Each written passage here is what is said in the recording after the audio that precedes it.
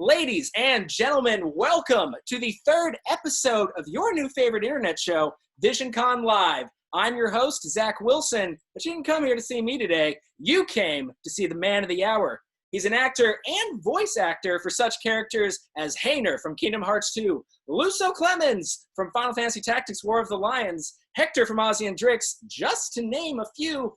He's as handsome as he is talented. Ladies and gentlemen, help me welcome the one and only Justin Cowden. Justin, how you doing today? I'm good.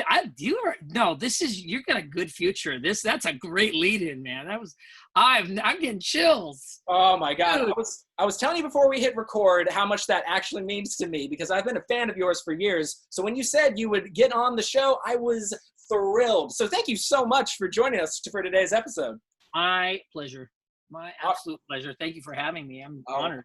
My pleasure. And I know that I didn't touch on all of your roles because like all of the other guests that we've had on and are going to have on, your IMDb pages, if I went through every single character, we'd be here all day. But can you touch on just a couple other characters that you've played? And then after you do that, I want to know the superhero origin story of Justin Cowden. How did we get here? Start from the beginning and then give me an abridged version to now. Yeah, I gotta learn brevity because I know I can go on.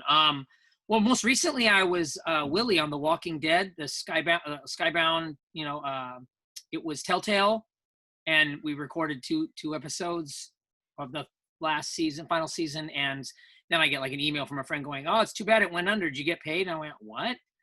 And we ended up Robert Kirkman ended up bringing in his company to finish it, and so that was cool. So Willie on The Walking Dead was my most recent role. Actually, my most recent role was Jerky Kid #1 off screen on Fuller House that got cut out of the episode, but I got a trailer for the day, which was fun. Like I got to be on the lot. The little kid is on a high dive and he's like trying to psych himself into jumping, and I'm like, "Stop talking to yourself and jump." And I got paid for that. And they cut me out.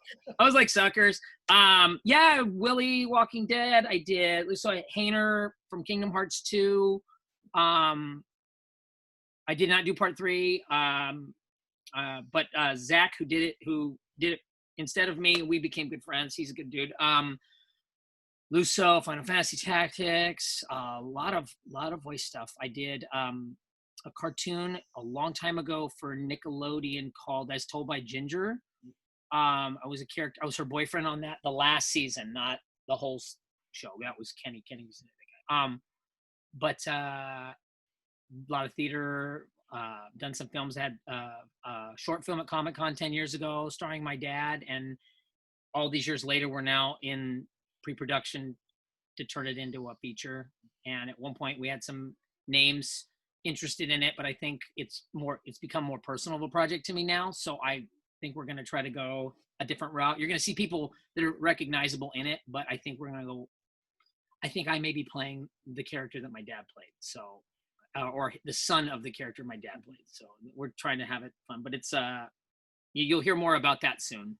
But I'm super stoked to be here. Ozzy and Drix was the first cartoon I ever did for Kids WB.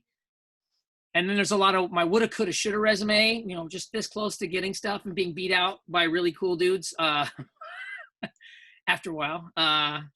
It's a very extensive resume as well. But yeah, no, I've been doing that for, wow. It's 2020, isn't it? Yeah, it sneaks up on you. 2003, I think, was when I started. Mm-hmm.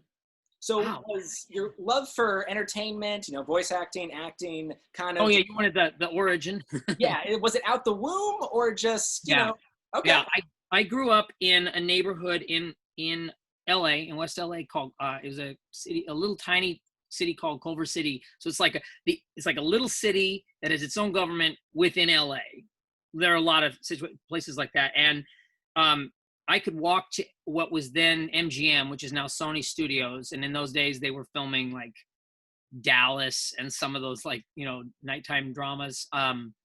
But Heart of the Screenland, that was where, Gone with the Wind was made. And that was where I Love Lucy, Desilu Studios was right by my elementary school. So, I mean, out the door, I wanted to be Michael J. Fox, right when I was a kid. That was Michael J. Fox, Kirk Cameron, John Ritter. I like wanted to be on one of those multi-camera sitcoms, you know, where the opening credits said the guy go, you know, like that kind of thing. Totally. But they were always filming stuff in my neighborhood, and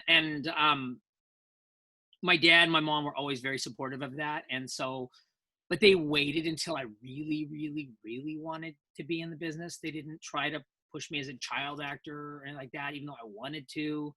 And I, you know, and so when I got out of high school, finally it was like, all right, let's, you know, try out, you know, this kind of a thing. And I went up for several different roles that I didn't get, but it has been a long road. But what got me into voiceovers, formerly, was that I went in to read for something, and the agent said, "Oh, do you do it in English or Spanish?" And I was like, "Well, I do both." And he was like, "Oh, great, best thing I ever said."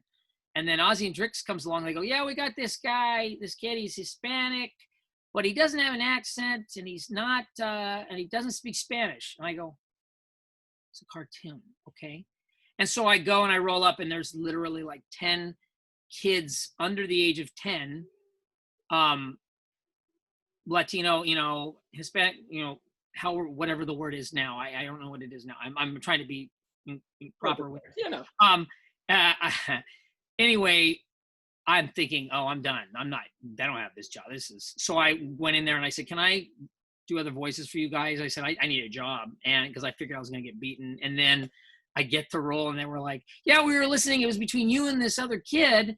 And we really couldn't decide. And then we realized that you're grown up and you don't have to have your mom here." Like, oh, if that kid only knew that I beat him by being, you know, an adult, they were like, his voice isn't going to change. So I'm like, oh yeah, no. So that's how I got.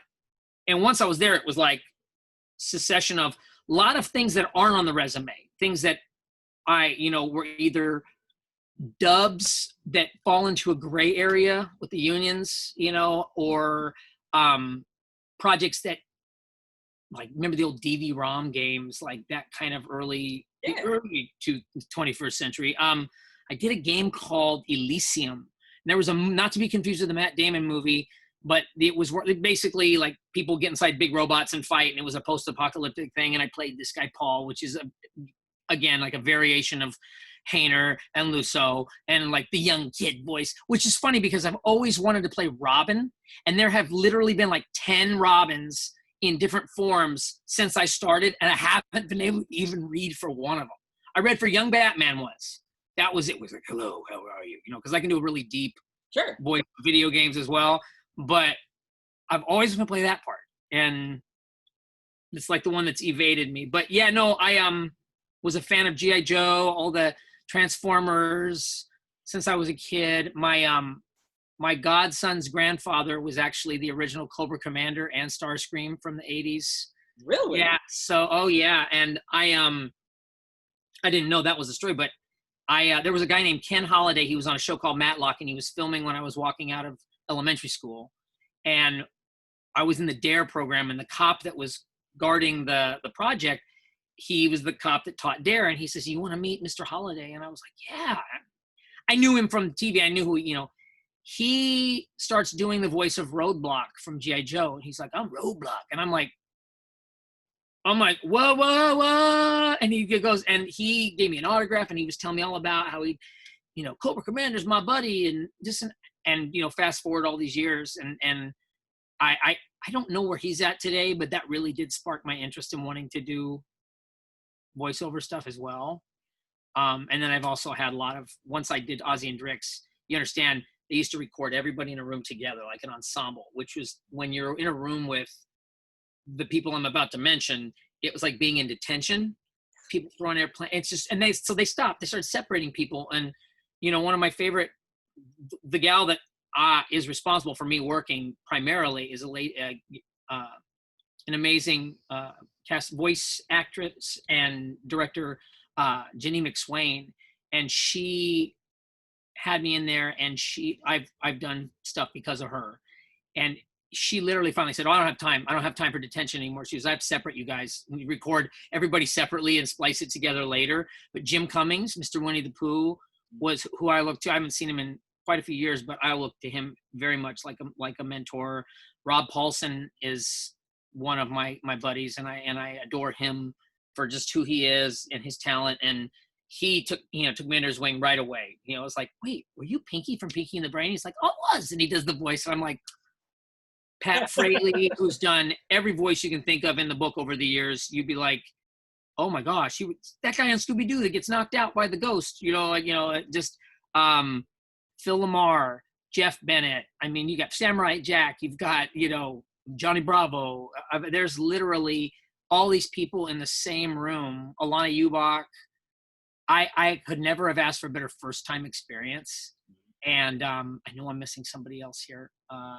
Pat, Jim, Rob, Phil, Jeff, Jim. Oh, Jess Harnell, who come in and do stuff as well. So I got Wacko and Yakko and Tasia and anyway. So yeah, it's been a long road, and it's one that I would tell anybody that's wanting to do this. It's amazing.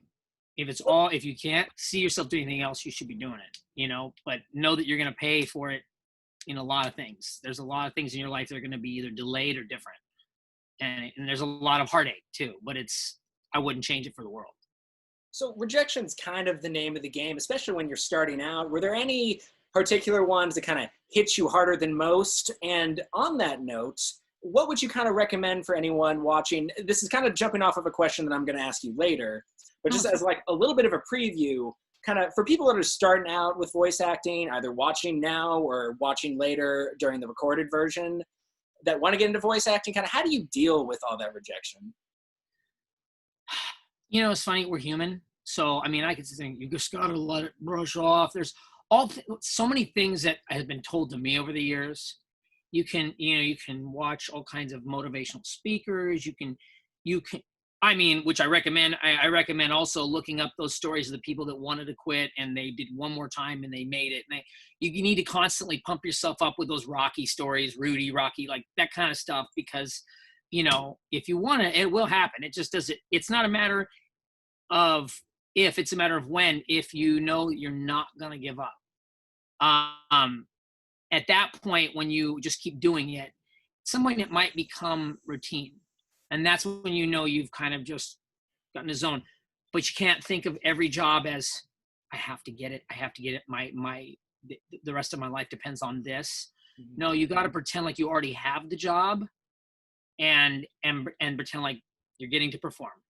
And whether or not you get paid to do more of that, that's not in your hands. But what you want to do, I think it was that Steve Martin said, be so good that they can't ignore you. Yeah. After a while, find your niche. I've had people say, well, I can do Yogi Bear and I can do this and that. And I'm like, they're like, I can do the Looney Tunes characters. I'm like, yeah. And so there's about 8 guys in front of you and gals who've won Emmy Awards that they're going to go to first. There's several voices that I know I can do. I told you, my godson, his grandfather was Cobra Commander. I can do that, a pretty solid Cobra Commander. But do you think they're going to go to me? No, they're going to go to some of his contemporaries who are still out, like Charlie Adler. I forgot Charlie. Oh man, what an amazing! He directed me on Emperor's New School. That guy's one of the most talented dudes I've ever came across. He's so amazing. But yeah, recommending to deal with a rejection, you're always going to be bummed.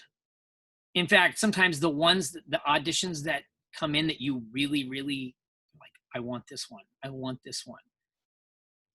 There's this fine line of, okay, don't get too pumped up, because most likely in your mind, you're like, most likely, I don't like to say most likely I'm not going to get it, because then you're already saying you've already lost. But there's this, I really want this, and it would really bum me out to not get it. I almost don't want to audition for it, blah, blah, blah. Let me just put it this way. Recently, I didn't even get called back for it, but I thought I did some pretty solid work on several characters, but they ended up going with names. But I won't say what it was for, but I'll just say that because I've had to record everything from home, I was in my little closet studio, and my wife said if she had to hear me say, I have the power one more time, she was going to scream. And this is coming from somebody who is deaf. Okay, so she has a hearing aid on, and so she can hear, and so she knows that much. Like she can, when she has that on, it hears, it tries to tell her what's important. I mean, she can't hear anything. She's completely deaf, but with that hearing aid, it's like it gives her this like peek into the hearing world that's kind of obnoxious. So there's that one. The big one that I would say, I was really close.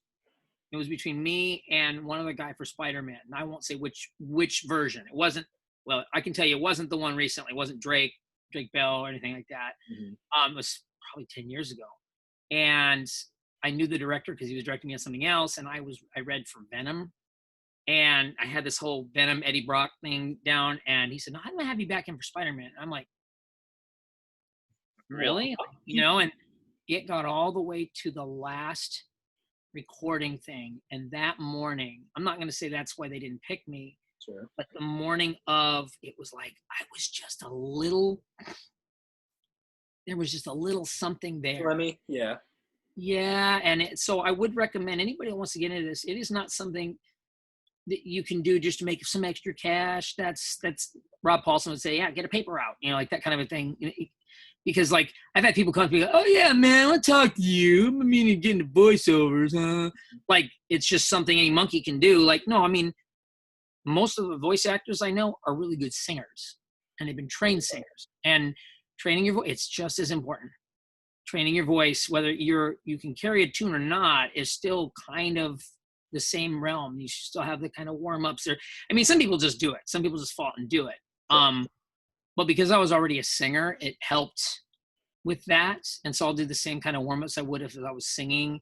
And you maintain your voice. Right now, during this whole whatever, I'll have to admit, I've kind of fallen into this, like, I'm hiding in my dungeon right now and not singing. And hasn't been a lot of music to play right now. I need to start doing that again. But yeah, that was the big one. Well, that was, I wanted to play a superhero for a while, and I will eventually. Oh, sure. My voice isn't going to change. I'll probably, be 60-year-old Spider-Man. I don't know. But I did just recently sign last year with William Morris Endeavor, and I've got an amazing agent, and they send me up for some amazing stuff to the point where I'm watching a lot of these cartoons again, and my kids love all this stuff, and I'm just like, oh, I'd love to be on any of these. Yeah. So we'll see. It's a small community, and to break into it, who knows what any of the business is going to be like after this. You almost have a chance to reinvent yourself. Like I said, you're going to rise from the ashes out of this, and you're going to have a career, so you should be ready. Because I already, just from your intro alone, I'm going, oh, you need to be doing this. And now because of YouTube, we have everything in our, you can create. My kids watch these kids open toys, and these kids are making more money off their monetization. Yeah. There's this one little girl who literally goes, oh, I'm going to play outside. And you're like, my kid doesn't want to be a movie star when she grows up. She wants to be a YouTube star. Or she just, and there's adults that act goofy that open toys. And I'm going, I want to do that. That's...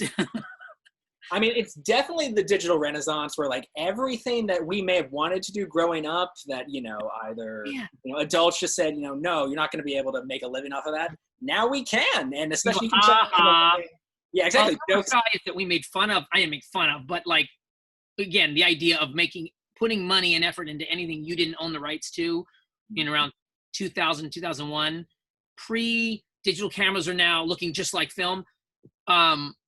My friends and I would be like, why are we going to put our efforts into something that we don't own? And then YouTube comes along, and these guys are like, well, I'll drive traffic doing a fan film. And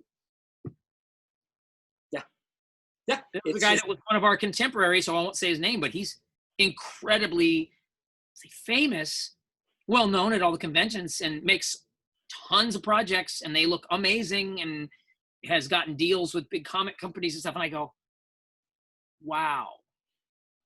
We missed the boat on that one. Like, I mean, I would probably not do it differently if I could go back. Because my mind was thinking, but that's why you should always dream. Don't let anybody tell you it's impossible or anything's impossible. I mean, literally, you're going to get the Snyder Cut now. And that was not even thought of. People are going crazy. And I'm going, wow. No, they made a demand. That's just economics, and then they realized, well, there's a whole thing. I've heard people say this sets a bad precedent that, fans can just throw a fit. And I'm like, well, I guess I can see that.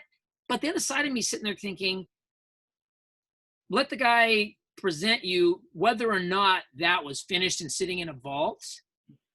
The guy already had a script, already had everything shot that with the exception of special effects.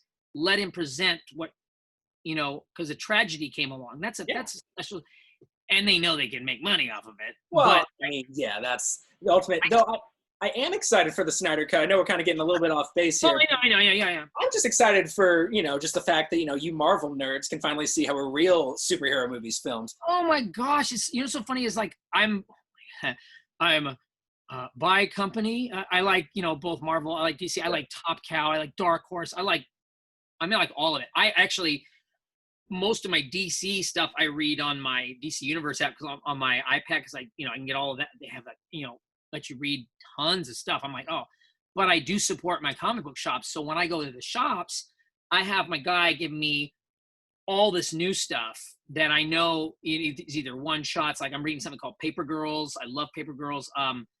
Stuff by Jeff Lemire. There's a thing called Black Hammer, which is kind of a play on like Golden Age superheroes. It's awesome. I mean, there's just so many cool other things. But the idea that DC, remember, a lot of you guys I don't remember a time where the only comic book movie that was out was Batman and Robin.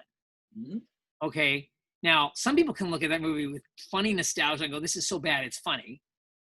If that movie, I always said, if that was the movie that was released in 1989, people wouldn't have hated it. They would have gone, oh, yeah, this is what we expected. Something campy, But the idea that it went so far off the rails that people were like, but people gotten so spoiled. There was never a time where you would even think about the fact that Thor or Ant-Man or Guardians of the Galaxy would get their own movies and that people not only would love them, but they would make so much money that they warranted sequels. So now I'm sitting there going, DC's got some great characters. We've been sitting on that, Batman's the one that they just keep going back to. And yes, it can make $1 billion, but there are other characters. And now a Green Lantern series, like I said a year and a half ago, I said, don't be surprised if in a couple of years you see a Game of Thrones style Batman series on HBO.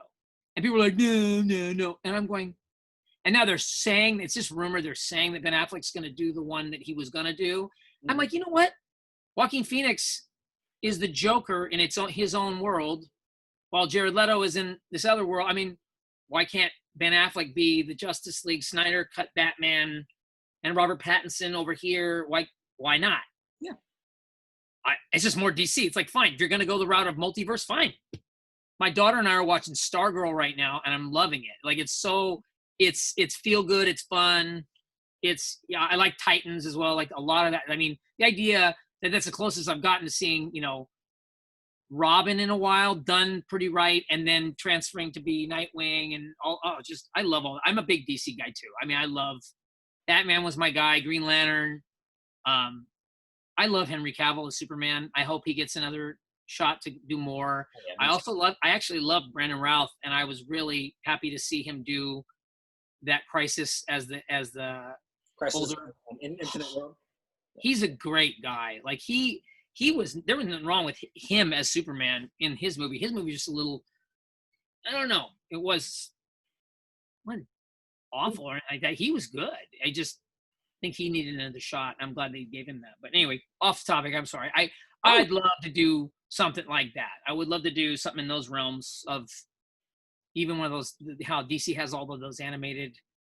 Oh yeah, like Harley Quinn, the one that came out recently. My girlfriend, big fans of that. It's so good. I saw that. That is I actually, believe it or not, I read for Damien in Did that. You really? And I said, you guys, this is a big budget. You guys, they're gonna probably go for a real. I'm always a supporter of using a real kid when it's like Dash in Incredibles. You needed a real kid, not me or a 50-year-old lady playing the kid. Not to say that it wouldn't sound good. It would probably sound fun, but the authenticity of having, I love our family, that kind of, But Damien, in my mind, I think the kid they ended up going with, was it the kid from, what is his name? He was on the new Twilight Zone. I feel like that's who it was. But I remember thinking, they got to use that kid. They got to use a real, because Damien is a kid. Like, it's not like Tim Drake, Dick, Jason, and Tim can all kind of be the same kind of voice, but Damien's this little snot. And so when I watched Harley Quinn, I was like, whoa, they're not even holding back. It's, again, I like when they can experiment with stuff. Mm-hmm. It's in its own world. I would never show my kids that right now. No way. It's not meant for them. Yeah. It's meant for the big kids that don't want to grow up. It's fine. It's kind of what we all are now. But I do want to rewind back to something that you actually mentioned. You have to be, a lot of famous voice actors, such as yourself, are also really good at singing because, trains their voice and all that. And I heard some of your singing, and it's phenomenal. I did not expect you to have those types both in voice acting and in singing, which brings me to my next point. Because you've also, ladies and gentlemen, you heard I say voice actor, but I also said actor, because you were recently on the stage of one of the stage production of one of the most famous Disney films ever created, Beauty and the Beast. Let's talk about it. Dude, what's so funny is that I was Instagramming back and forth with one of my guest-ons. I've done the show twice. The one I just did most recently, and we were chatting because he's in New York and he had gotten COVID and said, he had it for 3 days and everybody in his building got over it very fast. I'm like, oh, well, I'm drinking your blood, Okay.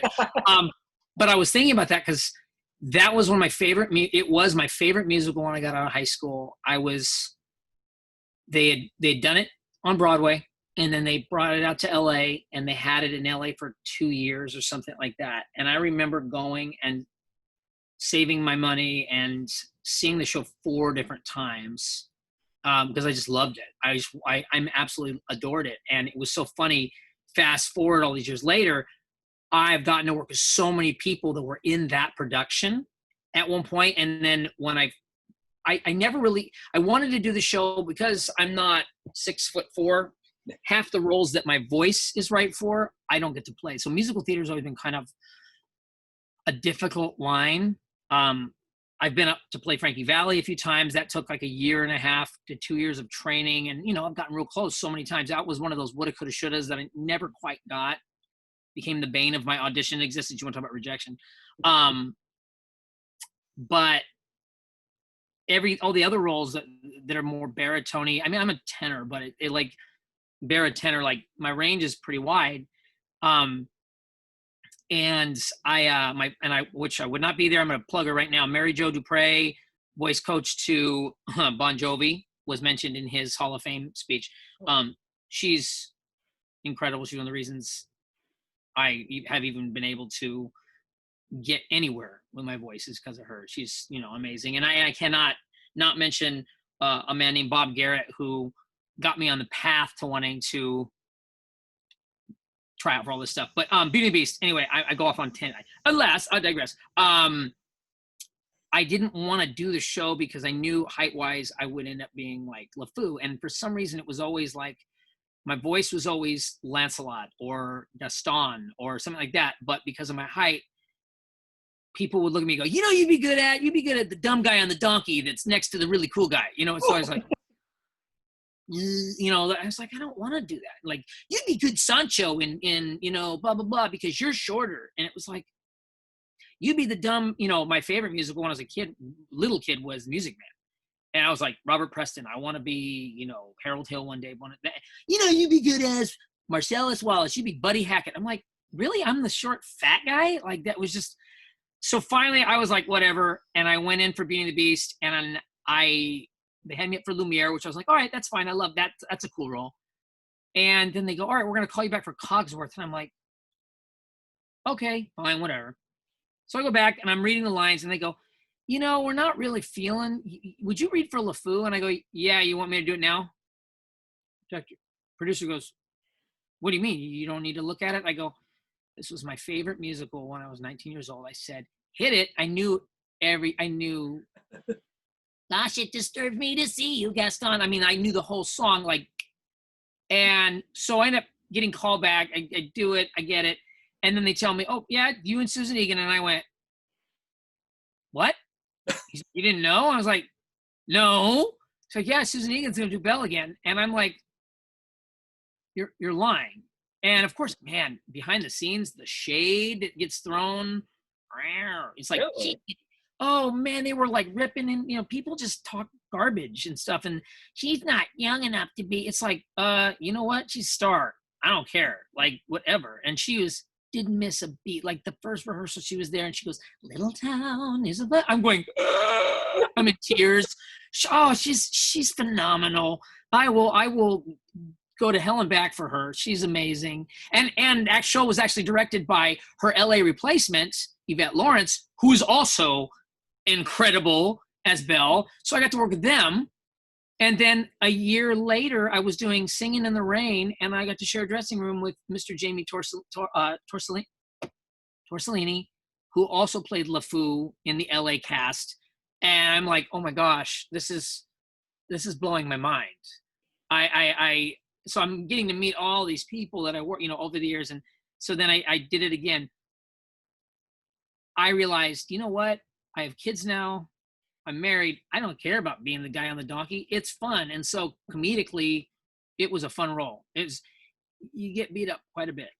And I will say this, I don't think anybody ever called me by my name in either production when I played LeFou. They just, oh yeah, LeFou, come here, LeFou, come here. And they kind of start treating you like you are the dummy subconsciously. Mm-hmm. It's funny. You know, everybody else has their first name. Hey, you know, Susie, whatever, you know. But yeah, I would have to get Broadway pay to do it again. It's a fun role, but man, I got worn out. Absolutely no idea. I mean, it was that, you know. I had to wear a rugby suit underneath, like padding. You know, almost kind of just cutthroat. Just, you know, I mean, I understand, you know, it's, you know, a higher level of, you know, stage presence, you know, stage acting, but, you know, at the end of the day, I mean, you are Justin Cowden. I mean, you deserve at least to be referred to as your name and not as LeFou. Oh, sweet. Well, you know, it's funny. That's the other thing is there are different communities. So musical theater community, I mean, people in LA know who I am, but they don't, that's just that guy that played LeFou, or, you know, that's the guy that did this for us. You know, I've auditioned for them before. When it comes to like voiceover stuff, the only time, you know, you hear anything is if somebody in the show is a gamer or, you know, loves voiceover cartoons, things like that. I mean, I've been up for a couple of Disney shows. I was up for Olaf in Frozen. That is no joke of a role. Whoever plays that gets all my respect, because you literally walk around with this puppet in front of you that has these controls that you have to make the eyes blink while you're talking. I mean, and then you carry it on your hips. It's no joke. But yeah, I mean, that's the thing is like you kind of, if you want to do multifacets of this industry, TV and film blend pretty easily. If you're well known in theater, it's a little better. But with voiceovers and musical theater are such different worlds that you talk about musical theater voiceover, people are like, oh, I used to do that. Yeah, that's fun. You know, I was one gal that she's who shall remain nameless, but she's an amazing talent, and she that was her degree. And she was like, she did Walking Dead with me, and she's like, how are you able to balance that? And I was like, I don't know. I have a supportive wife who's also in the industry, who's further along than I could be. Like when she goes in for auditions, she goes up for big stuff. She was actually pregnant with my son and up for a role in The Walking Dead. Wow. And walked in and was like, all right, let's just say I'm not fat, I'm pregnant, but wouldn't that be cool? A deaf chick with a gun that's pregnant chasing zombies, you know, that kind of thing. She's been real close on a lot of stuff. She was on Glee. She's been and she's been taking a little bit of break because we have the kids, but we've been talking a lot about during this time of finding what comes out of this, you know, after this. Do we make our own stuff with cartoons and on camera and that and everything? It's an unpredictable business. I'll just say that. And if you take yourself too seriously, you can get very disappointed. That being said, I'm always encouraging people to go shoot for it and ignore people that go. The people that usually are naysayers are the ones that don't know anything about the business. Or they're afraid, themselves. Absolutely. And like getting over that fear is, hard to do, but once you do, I mean, you have to do that in order to get to your level and other professional voice actors, which on that note, for the people watching right now, this was the big question I wanted to ask you. How, especially with COVID, we have all this free time. Sorry. Not a problem. With COVID, we have all this free time. What kind of resources are available for people who want to get into voice acting and feel like they can make it? Is there any specific programs that they can use? There's people that I would recommend. I don't know it's so funny because there's a place out here called Cowden, and Cowden, they do a lot of acting, voiceover classes and workshops, things like that. There are places like that. Charlie Adler, let me put it this way. Again, guy is, Emmy nominated, Emmy award winning voice actor. He was Buster Bunny on the Tiny Toons. That's me naming one of my favorites. Mm-hmm. He does classes. He does coaching. I would recommend saving up and going for the gusto and spending your money and your time and your resources on where you're going to have the straightest path to learning from the best. And, it's like, I would always look up who the teacher is and what their credentials are, especially with voiceover. It's different. They could say, I went to, the Royal Academy for Dramatic Art. Well, okay, cool. What jobs have you done voiceover wise? Because the voiceover community is incredibly you want to get in front of people that are in the midst of it. And when you go to, I know a lot of people, and sometimes they can't all help you. Like, that's just that we're in a place now with voiceovers where they're going for a lot of celebrities over, celebrity names over your standard voice actors, because those guys can go on talk shows and go, hey, I'm doing, this and that. And you're like, what about the rest of us? But Charlie Adler, I don't have his link on me, but you can Google, and Charlie has his own website. You Google his name, it'll give you his website. I don't know if Jenny McSwain is doing workshops right now. I know Rob Paulson was doing stuff like this for a while, online coaching and these paid workshop kind of thingies. But I would always go for those guys first. And because they not only have incredible tools, but they also have the experience and the stories to kind of guide. And they're very encouraging too. That it's a different place. And again, there are so many factors that factor into whether or not you work. With all the stuff that I did, there was a good 4 or 5 years where I wasn't working. And I didn't even have an agent at one point for voiceovers. And I remember reading for a reputable agent thinking, oh, this is going to be good because they'll just look at my resume and that'll be it. And I remember someone saying, well, you're a real nice guy, but you maybe need some more experience with it. I'm going, what? Okay, I'm not a big-headed guy, but dude, don't talk to me like I just started in the business. And I did end up with one agent for a while that didn't work out, that was looking at me like I was, again, new to the business. And it was one of the first times I ever had to finally gut check myself and go, no, know who you are. So that's the other thing. Know who you are. Don't be a jerk. A lot of people in this business, there are people that aren't talented in this business that work a lot because people love working with them. That's your first best piece of advice I can give you. Don't be a jerk. Don't be, especially nowadays, be somebody that people look forward to seeing and wanting to work with, that kind of a thing.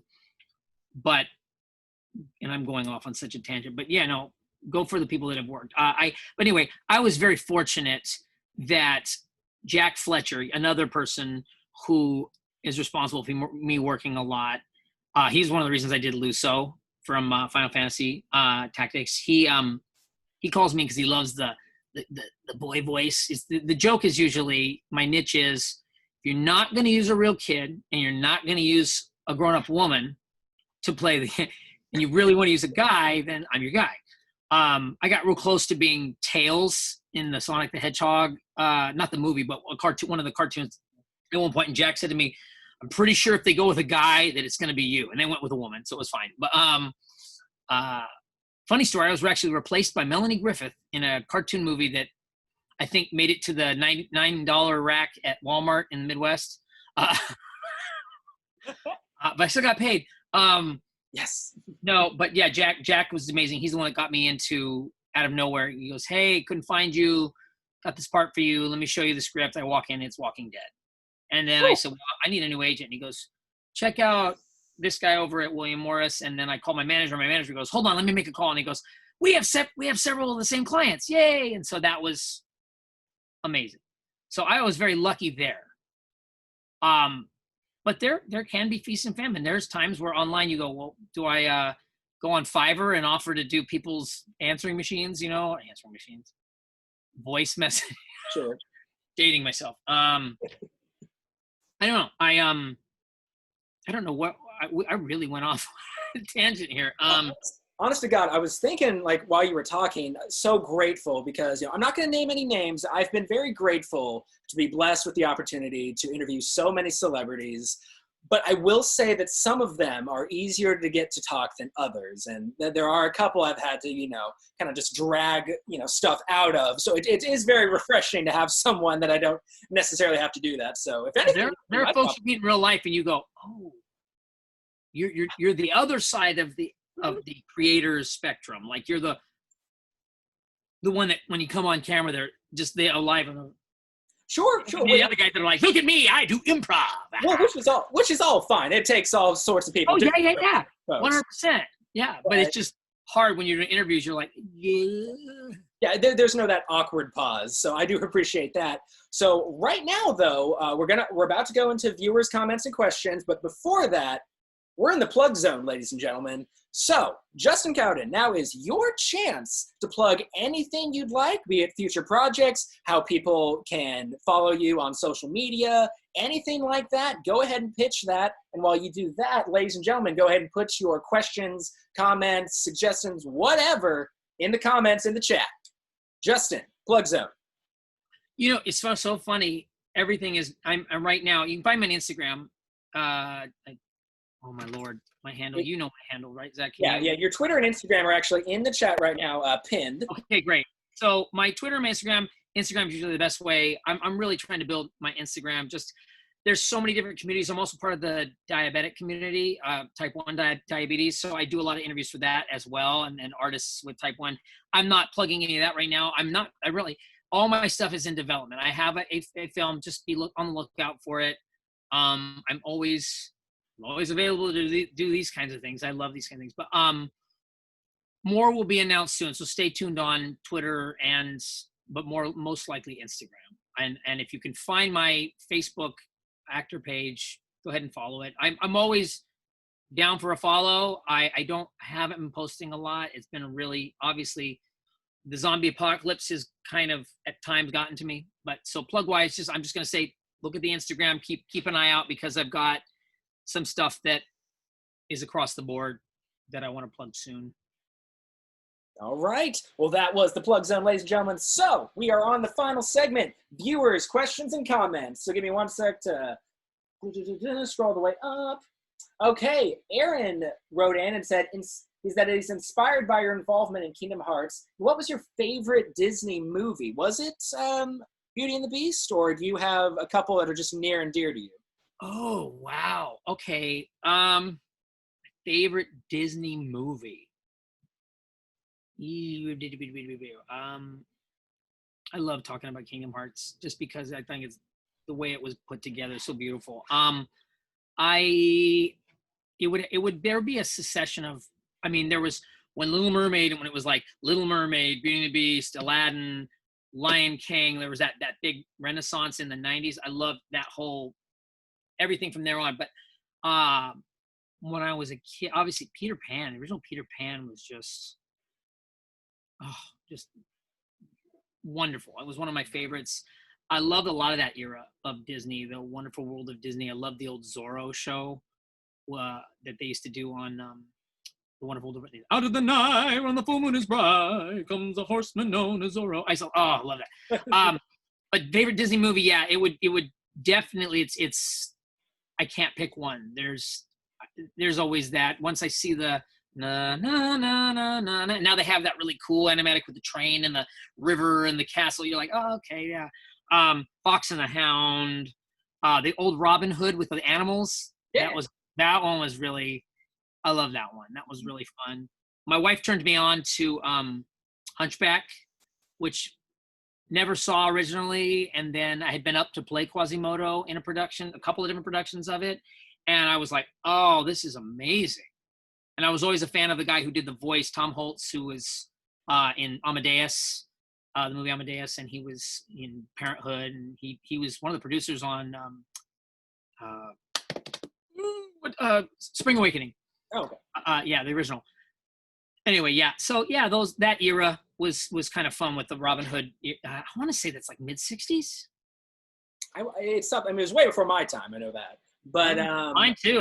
There's a lot of. I think my time was maybe The Rescuers, Rescuers Down Under. Maybe that's what came out when I was younger. But yeah, no. I just in general, the musicals that they do are really cool. Aladdin, of course, that's a good one. Well, kind of on that note, a lot of people are kind of asking about this character, so I'll just kind of combine them all together. Hayner, he's one of the most famous characters. They kind of just want to know, and I myself am a little curious as well, how, you got to be one of the most beloved characters on arguably one of the most successful JRPGs, at least in the West, if not the world. What's funny is that sometimes I feel the way I got that job, that maybe somebody quit or I don't know, because I was in a really weird place in my life. I think I had a breakup. I was just like, just really, just a down place. And they go in for this, try out for this. And I went in, I read for it. It was the same kind of this young guy in anime, and he goes, ooh, hey guys, that kind of thing. And when I was done recording the audition, because you go into a booth, sometimes you just do it from your agency, but this one was, I had to go to a place. And I came out and the guy said to me, well, this is one of those really great auditions where I get to tell you, you got the part. And I'm like, and they had a launch party, like, I want to say 6 months later, and I ended up missing out. I wanted to go, and I had to work, and I didn't realize how big it was at the time, because it took me like 5 days to record, and it was arduous because it was explaining what was going on. And there's a very meticulous thing with story. They wanted to make sure I knew exactly what was going on. I was like, okay, come on. What do you need me to do? You can find my grunts and my fighting sounds on YouTube. Somebody put it on there. But I remember them saying, it's taking too long to record. It's not your fault, but we want to renegotiate. And you get the same amount of money, but you have to do an extra day. And I'm thinking, they say, if you don't agree to it, they're just going to replace you. And I went, I'm not digging a ditch. I said, yeah, I'll do it, whatever. But I'd have to watch the Japanese actor. His words move with the mouth, and Japanese and English don't translate perfectly at all. You have to do a lot of rewriting. Like the guy's mouth go, I'm just doing multiple syllables. I don't speak Japanese. I'm not making fun of Japanese. I'm just saying, and I'd have to be like, and the English line would be like, no, how dare you? I'm like, no, I've got to do it like this. And so there's a lot of, but fast forward all these years later, and I meet my wife, again, my deaf wife, who apparently was such a fan of this game, she had named her pet bunny Roxas. Really? Uh-huh. That's and insane. I said, that's so funny. I said, I am Roxas's best friend. She goes, what do you mean? I said, well, I'm Hayner. And she goes, yeah, right. And I was like, oh. Roxas became my bunny, and we had Roxas was like 12 when he died. But yeah, it was such a weird tie-in. And she was, honey, you don't understand how big this community is. I said, well, what do you mean? And then I got connected with all the Keyblade. Oh my gosh, literally my COVID brain is like frying right now. We can't blame you. Keyblade Alliance, Key Wielders. You guys look them up. I'm sorry. I do that convention every year, and I love it. And I love everybody that comes to that. I I'm bummed I didn't get to do the third one. In fact, I had to actually listen to recordings of myself they sent me, and they think they wanted to make sure I sounded the same because it'd been 12 years or something. And my agent goes, "You sound exactly the same." And then I won't give the reason. I won't say anything. I was disappointed to find out that I didn't know until I saw the trailer that I wasn't it. But then I reached out to Zach on Twitter. What an awesome dude. He did a great job. And it was like, oh, there's a bunch of Batmans. So there's a bunch of Robins. Like, cool, and so I've always been a fan of his. But I'll forever be part of that. And I'm hoping that maybe if there's a Kingdom Hearts 4 in 25 years, I'm just kidding. Start working on it now. Maybe that can be the dark side world of Hayner or something like that. I would, but yeah, it was just one of those ones I just kind of fell into, or destiny or however you would say it. Sure. Okay. Let me, we got long-winded answer. I hope I answered something. Oh no, you real quick. Okay. Some my fellow Visioncon reps compiled a list, so it's easier. Thank you so much, Deanna and Marissa. You're the best. Okay. So we've got okay. And this one's a bit of a personal question, but Deanna wrote in and said, "How old are your kids, and do they ever recognize your voice in anything? And if so, kind of what?" Okay, my kids are little. I'm a new dad, so I'm not that old. My daughter's gonna be 5 in a week, which I can't believe how that's gone by so fast. And Captain Caveman, my son, he's gonna be 2 in July. I finally have been able to show them, because Disney Plus, everybody keeps clicking on Emperor's New School. Make sure that you look up Guaca, because I guess I don't get residuals. There's some kind of a loophole. Really? I feel like I should have seen at least 5 cents already. Oh. But no, I was so excited to play that and trying to get my daughter to understand what cartoons do with voices and stuff. And I explained to her that, there's a person that talks in a microphone and it's like a puppet. I try to explain, she's getting it. So I put on my episodes and she's like all Guaco will be like, "Cusco rules." And I'll be like, "Honey, pause. Cusco rules." And she's like, and the mouth is wide open, like, oh my gosh. My nieces and nephews are a little bit older. I have 2 nephews that are 7, and my niece just turned 5. And they started watching them, and they love them. They really my niece and nephews really understand. So they're into it. They think I'm funny.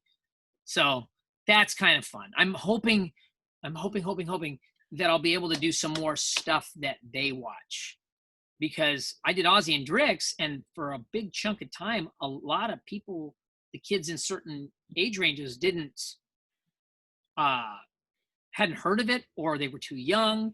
And then I went to Nebraska. I have family in Nebraska, and my cousin was in high school, and she said, "Can you come and talk to our drama class?" And when I mentioned that I did that, one kid goes, I was like, "Wow!" He said, "That was my favorite show," and I'm like, "Really?" I was like, "Oh wow, that's super fun." So with my kids, yeah, they're still young.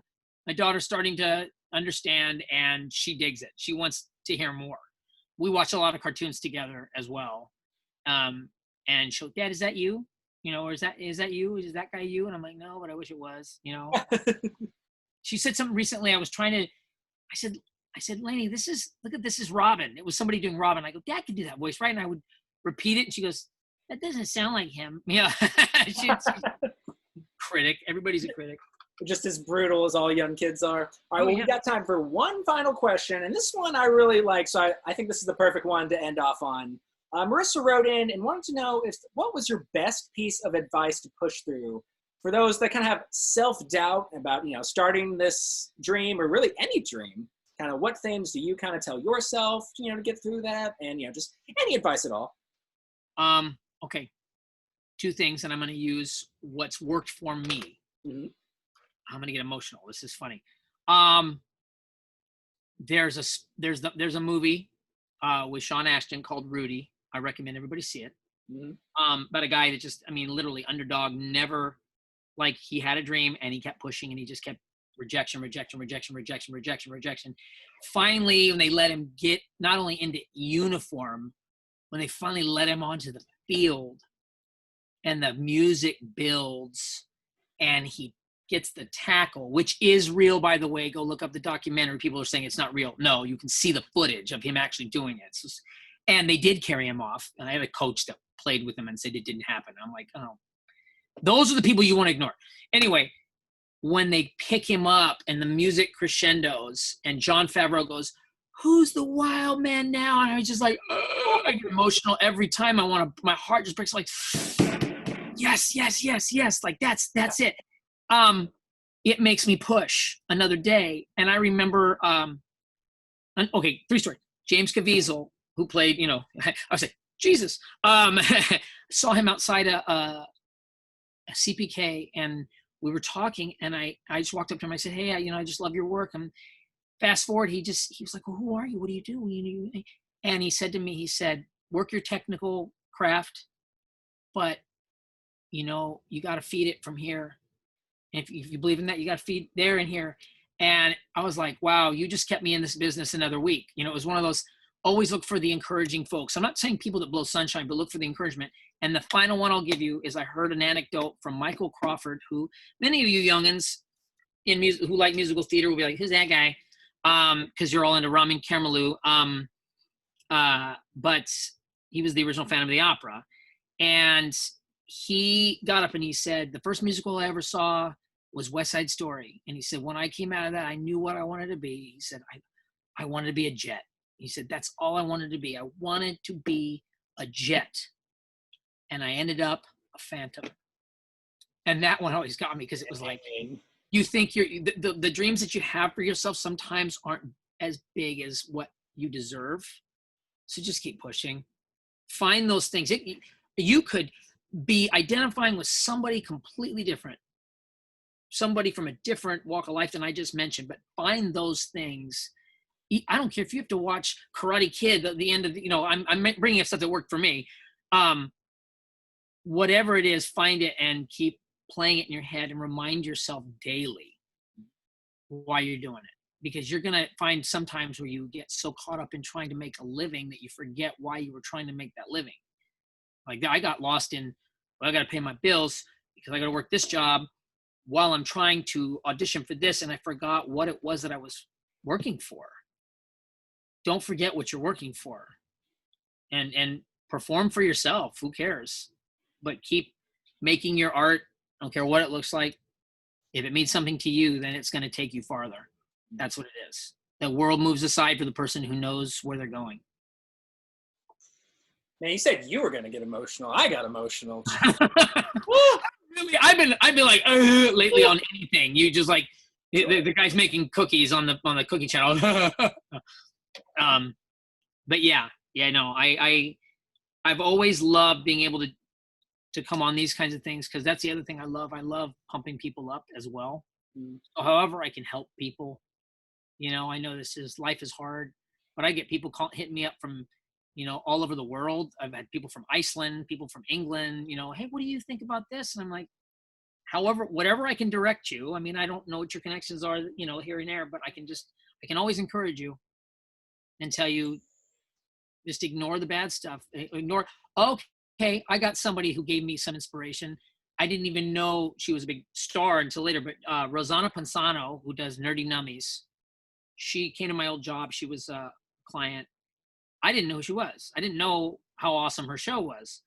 And she said to me, when I told her, I said, "You inspired me to go back to trying to do this again." And she said, "Take in the love, ignore the hate.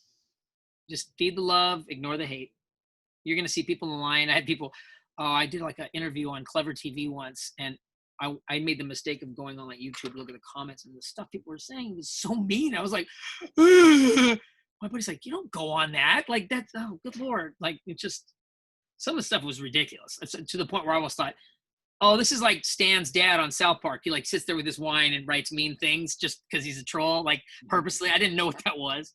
But yeah, no, feed the love, receive the love. Don't be afraid to receive it. That takes a lot too. And ignore the garbage. That's it. You can do anything. you can put your mind to. Seriously. Powerful words. Well, ladies and gentlemen, this has been the third episode of your new favorite internet show, Visioncon Live. Before we wrap things up here, I'm just going to go over real quick the guests that we have on the next few episodes. And since you guys all tuned in for today's episode, you guys are going to get a sneak peek of the next two guests that we have not announced yet and their times. So just give me one sec, because on Friday, we rescheduled Michael Yurchak's from yesterday to Friday. It's going to be at 6:30 p.m. Central Time. He is, of course, the voice of Obito from Naruto, Jet the Hawk from Sonic. And then we also have on Saturday at 2 o'clock p.m. Central Time, we've got, of course, the one and only Bob Bergen, voice of Porky the Pig from... Bob is somebody that runs a good class. I'm sorry to cut you off, but that's somebody who's also an amazing guy as well to learn voiceover stuff from. He teaches as well. Excellent. That was actually something I was going to touch on. What's up? Check him out. No, he's fantastic. He's the man. Mm-hmm. Yeah, and that's going to be Saturday at 2 p.m. Central Time. And then, now these are the two sneak previews, guys. So everybody watching, this is for you. On Monday at, I have to pull up my calendar app. Okay, for Monday, I've got the one, the only, Dave B. Mitchell. He voices Shocker in the newest Spider-Man game, the current version of Knuckles from Sonic, and Alois from Fire Emblem Three Houses, just to name a few. And then on Tuesday at 3 o'clock, 3 o'clock Central Time, we have the legendary Derek Prince. He's the voice of Shino from the Naruto series, Uryu from Bleach, and Vexen from Kingdom Hearts, just to name a few. He's going to be at 3 p.m. Central Time. So that's that special sneak preview for all of you. We're going to announce that either later today or probably more likely tomorrow. But I just want to give you guys a little sneak preview for tuning in. And that's it. So ladies and gentlemen, thank you so much for joining us for the third episode of Visioncon Live. Justin, do you want to say any final words before we head off? I thank you for having me. Seriously, Zach, this was wonderful, gang. Keep loving. I look forward to talking to more people soon and seeing you soon. And stay healthy and safe, please. Thank you so much again, Justin. I'm Zach. This is Justin. You guys stay safe out there and have a great day.